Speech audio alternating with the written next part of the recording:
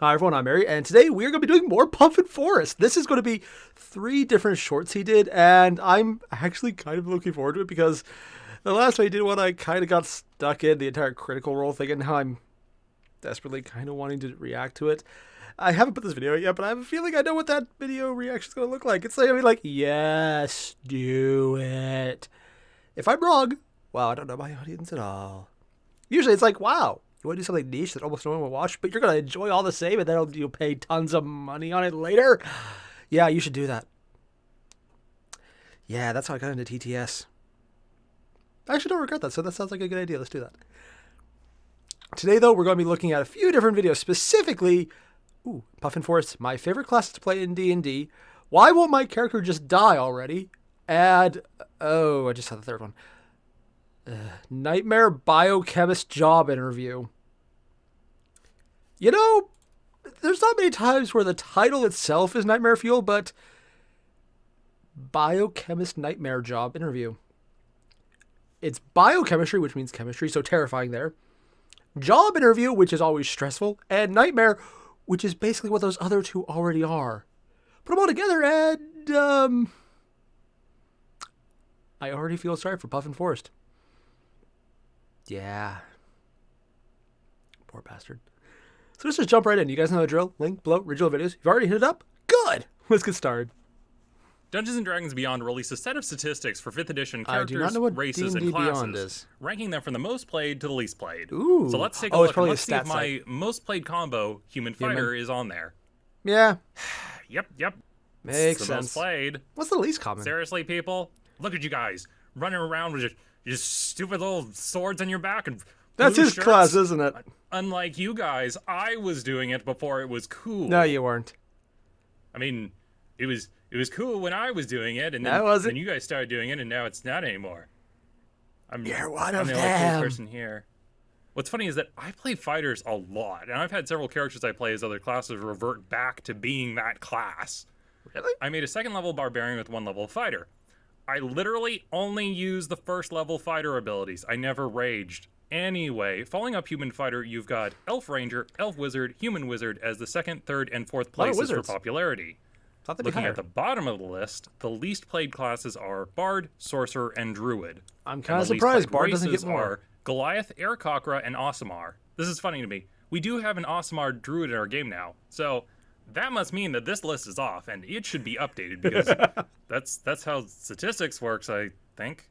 As far as obviously. races, I noticed that a lot of the first games that I played had weird races and elves. A lot of elves, come to think of it. I believe it's because elves in popular culture are just like humans, only good at Better. everything. They're Yeah. elegant, strong, wise, intelligent, graceful, beautiful, have super hearing, and are a crack shot with a bow. You can blame They Tolkien basically on have that all one. the upsides of being elderly and all the upsides of being young with none of the downsides. Kind of like the Blade equivalent of vampires. Of course, they're nothing like this in D&D. I mean, statistically speaking. If they were, you'd need to make the character with a Mutants and Mastermind superhero rulebook and not a Dungeons & Dragons Heard one. about it, but I don't know enough about Actually, that. the most recent games, I've seen a lot of humans being played, like 5 humans and maybe 1 dwarf or elf. I think the reason is because humans get either +1s to all stats or an extra feat, so they start with a lot of versatility that the other races don't Yeah, get. that gives actually them makes a sense. pretty decent advantage. I used to play as a human called Professor Solomon in my Really? old group, who's basically, I FGO tried to make him like flashbacks. Gandalf, an old man, Is he walking stick, evil? white hair, white beard. Is he secretly not going to Summon a destroy the portal to another world, but then realm he for does, dragons and he enemies into doesn't? the nightmarish hellscape. Okay, that last one, we didn't see Gandalf do in Lord of the Rings, but we didn't see The him lore says he is not technically able to do it. either. So I'm still technically correct. What was interesting was I used to play him as the Technically old correct is man of the technically group who was accurate. taking care of the youngsters, until I realized that I was actually the youngest person in the group. It's hard to be the oldest human in your 70s when elves and dwarves live hundreds of years. Oh. Personally, I divide the classes into 3 tiers. Tier 1, I love this class. Tier 2 is, this is a class I like a lot. Tier And 3, Tier 3, die. I'll get around to playing it No, you won't. eventually. Fighters, paladins, clerics, and wizards are Tier 1. Yeah. Bards, monks, druids, rangers, and Good, barbarians bards out are there. Tier 2. And rogues, sorcerers, and warlocks are Tier 3. Note, Really? I don't dislike any of the classes, but some I But- definitely prefer over the other ones. Why are these 3 always overlooked? I think the rogue's sneak attack is kind of boring, and I prefer playing as a wizard over sorcerers and warlocks. particularly because the Warlock's abilities are more cantrip focused, and several invocations are used for deception, disguises, and social manipulation. That sounds Sorcerer's fun. meta magic and sorcery points Not so much a never beatdown really game, but interested me. But who knows? I've never played one. I could have a change of heart. Races are weird for me. I usually play a human. I never like being one of those guys who dwarf is you've the been one playing weird. with for years and you keep forgetting what race they are. So if I want to be normal, I just play a human. But if I want a different voice or something, I play someone so he's else. going to actually act it out. I usually only play a new race if that race matches the personality I'm interested in. Like, if I want to be Gruff, dark snob, and elf, mysterious, makes sense. I play as a tiefling. If I want to be gruff and coarse, then I play as a Goliath, and so on. I played a halfling wizard once named Kevin, who was upbeat and peppy, and that was a lot of fun. Then I played as a gruff Only for a minotaur second. sentinel. It's hard to do He used to peppy. talk like, Minron thinks we should climb that mountain. Minron got hurt real bad trying to climb that wall, which is a really good way to get the players to remember your name. I'm surprised they haven't come out with a lot more official races and classes. There's a few extra Wizard? ones Oh in yeah, Sword Coast Wizards owns Guide and D&D. Wow, Volvo's I Guide. never noticed that. But it's not like in 4th edition where there was this giant deluge of classes and races with Player's Handbook 1, Player's Handbook 2, Player's Handbook 3, which some people hated, some people loved. That's The a lot next of thing we handbooks. have to look forward to for 5th edition is Xanathar's Guide to Everything, which is coming out November 21st, which calls itself so the it's already out. first major expansion for 5th edition Dungeons & Dragons. I'm looking forward to that, which should add plenty of more options. Thanks for watching, and I'll see you Beholder guys staring at someone is kind of next creepy. time. I gotta say, if he's trying to make these videos to tempt people into getting into D&D, he's succeeding more than I thought was normal, and I'm having more TTS flashbacks than I thought. I was making a joke about the TTS flashbacks, and now it's happening, and I may or may not have a desire to go buy a source book. I will hold off, though, because I have standards. They're low, terrible, and completely arbitrary and random and usually wrong, but I claim to have them. Wait, no, what? Never mind. We're just going to move on before I say anything else actually accurately describing how I look at things. This is going to be, why won't my character just die already? To which I would say, again, I've mentioned this before. A few times I decided to jump into a 40k style D&D game. Yes, it was weird. A lot of dice. And I played a guardsman with a bunch of Space Marines when I was the only guardsman. And I rolled so many 20s that the GM actually let me live. Which actually turned out to be a problem because I actually wasn't supposed to be there nearly as long as I was. And, well, things happened. So what I'm basically saying is, I want to see how he finally manages to kill his character who will not die. I sound kind of evil saying that. Cool! Let's jump into this one. I tried to kill off my D&D character a while back. After playing a guy in a long-running campaign, I was starting to get a little sick of him. I tried to talk to the GM That's and get not the players to see absurd. if I could change characters and was met with a resounding no. After all, they needed a healer, and besides, I had played this character for a year and they said that since I had been playing him for so long, it didn't make sense in the story to switch. The only way I could get a new healer. one was if he was killed off in the story. Oh god, he's going to Which become the was suicidal tough, healer. Because in our groups at the time, it was considered taboo for a GM to kill a PC. It just didn't happen. For 3 years playing D&D, characters would get knocked unconscious, wind up in jail, or in an underground prison, but wouldn't die. That was just our group's culture then. I decided to find a guessing way he to kill changed off it. my character and force the group to let me make a new one. But I couldn't just jump off a cliff. That would be too obvious. Oh, no. I would have to make it look like an accident. I love it. My character started to get reckless, running across the battlefield to heal someone, taking opportunity attacks, or blowing my healing spells on everyone else and never using them on myself. I was trying to play him as self-sacrificing when really it was more Suicidal But it idiot. became clear that the enemies were too weak to take me down, even when I was being irresponsible. Outside of sleeping in a goblin's lair with several sets of freshly sharpened blades and drawing little lines on my skin to show them whereabouts to cut me up, I wish you had was done going to that. have to encounter something tougher. One fortunate day, I got my wish. The team was invading a black tower to stop an ancient ritual from the Dark Lord Kalazan. We rose to the top and had an epic fight with the Dark Lord. I'm not gonna to put comment an what end that to looks his like. Ritual. Or did we?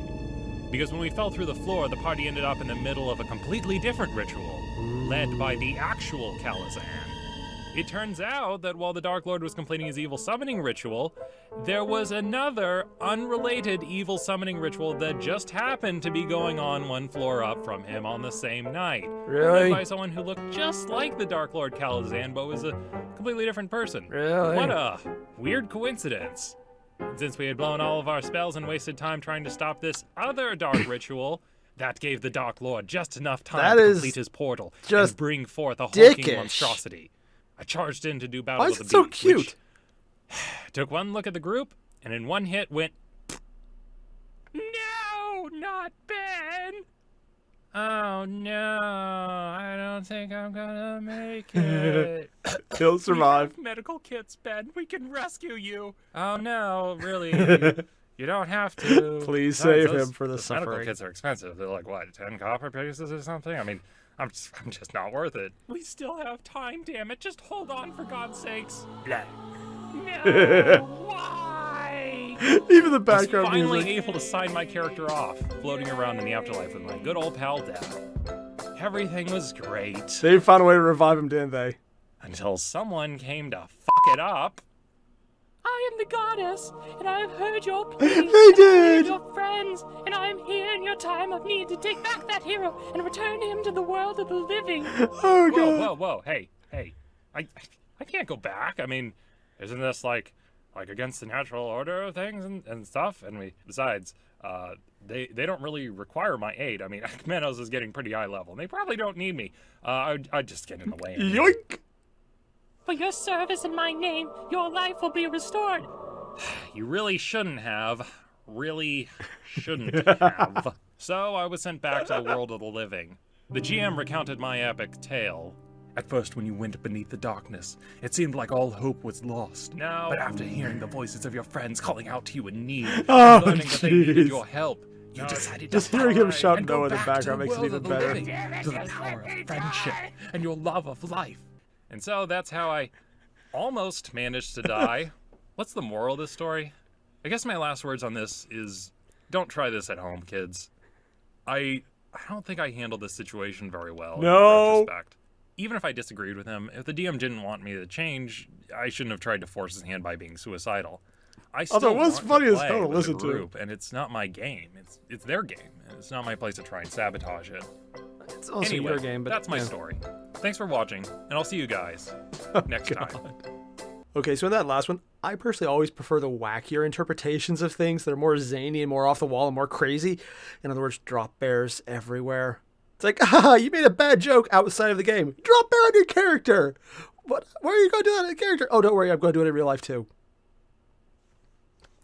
He kept a stuffed koala, and he got ready to throw it, so he could do a drop bear in real life. Like I said, it got weird. But I love that kind of thing. So him trying to do a suicidal character that can't be suicidal is fine to me. I would enjoy playing with someone who is doing that. But if they're playing a more serious, structured, normal game, I could see how other people might find that annoying. Or on his end, just, different goals, let's put it that way. And yeah, it also is his game, but it's also their game, like he said. And I can see how there'd be frustration in that. But even then, personal taste, I think it would be hilarious. Just because, again, Zanier side is always my preferred side. Also because if you can't roll a d20 to try and bribe the GM, yes, rolling a d20 to bribe the GM, and then having a GM who will successfully take bribes based on a roll. That's usually how it goes. Granted, then you actually have to have something to bribe the GM because, God help you if you don't. It's actually better to fail that sometimes. Whew. That poor bastard. Moving on. This is going to be Nightmare Biochemist job interview. Puffin, I don't know what you went through, but you poor bastard, I'm glad you made it through it. Oh, God. I graduated from college as a biochemistry major and was starting to get a little bit of an interview burnout looking for a job. Sounds about right. I've been through a handful of interviews already and sent out over 200 applications, thinking to myself, I should be famous now. I should be able to walk into a company and the people there should be like, oh no, not this jerk face again. Are you sure you're People were not? throwing out suggestions at me like, maybe you need to update your wardrobe. Are you really putting your best foot forward? Or your bachelor's degree might not be enough. maybe you should go back to Yeah, school. I should probably use accurate. Which felt like, oh hey, you Granted, did the this masters thing, or a doctor going wouldn't help through either. school, which isn't gonna get you a job. But if you just did it again, maybe this time it'll work. It's a No. bit frustrating to think the last 4 years of your life wasn't enough, but I get what they were saying, and maybe they were right. Anyway, I had Only an matters interview in a lab for a if you already biochemist have the position coming experience. up. I unfortunately had the terrible idea to ride my bike there in Oh, the no. summer. Oh, no. So I arrived there with these sweat outlines on my body and greasy helmet hair. I met the manager who took me up to our office for the interview. There's 2 other people there. They're the head biochemists from different divisions, and they're both looking for someone to add to their teams. So they started asking me some questions. Have you ever worked in a lab before? I said yes. What did I do? Protein purification and activity assays. They asked me what sizes. I said like, oh, small amounts. I can't remember exactly. They're like, how small, relatively speaking? And I just shrug and say, like, really small. And I put my fingers close together. They asked me what tools I use, and I start throwing out the buzzwords, because I've been through interviews before. Cephidex, spectrophotometry, SDS Page, agarose gels, and I start talking about how much I do not experience recognize I have any of with those words. SDS Page agarose gels. And halfway through talking about them, the interview just stops me and says, you do realize those are 2 completely different things, right? What? SDS Page gels and agarose gels are completely different. SDS Page gels are used to identify proteins, while agarose gels are primarily used on DNA. You do know that, right? Yeah. Everything you just said, yep, I knew that. But you're fixing the buzzwords. Then they asked me what I was looking for in a job, and I gave the Money? standard boilerplate answer. Oh, I'm looking at growing and learning new things and challenging myself. It's the right And answer. head biochemist steps in and says, well, we're looking for someone for a manufacturing position, so you're going to be doing a lot of the same things day in and day out. Ooh. Oh, I like that too. I like that just as much, in fact. Okay, then they move on to the question section. If they want an Then actual I'm going answer, to test your skills. they won't like We'll the give you a actual ones. pencil and paper and ask you a series of biochemistry questions, and you're going to have to answer them. Oh, All right, God. Let's go. And we immediately get into an argument. Like, I needed that. I say how? my answer to one of the questions, and she's like, well, no, actually, something. And I'm like, no. Are you kidding me? You can't just something. So we get into an argument. You got an start argument with bickering the over person hiring questions. you. Eventually, I find out that there's a misunderstanding about what the question was asking, and we resolve it. After But that's finished, yeah, they're no, like, you don't okay, got that that's job. enough. We're done here. And the interview is over. Yeah. That was the fastest interview I've ever been in. God help you That if was you actually get about that job. 10, 15 minutes. They On the did upside, it not was want over to stick fast. around. Manager takes me through the lab and starts showing me around and is explaining, over there is the Cephidex columns. That's the gel staging area. There's the printer. And here, of course, you know what this machine is. I just shake my head and go, nope. Really? I thought you had a lot of experience with it. I have never seen this machine before in my entire life. It's a spectrophotometer, the manager said. The thing you you said in just your talked resume about. that you use this all the time in your work. Oh, yeah, that's what this is. I recognize it now. Little Specky over was he there padding doing his doing resume? thing.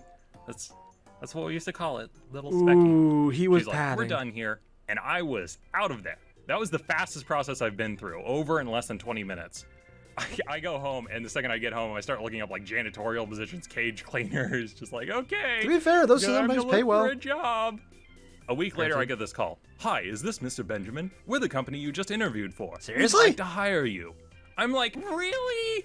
Really? How desperate are Are they? you sure you don't have the wrong number?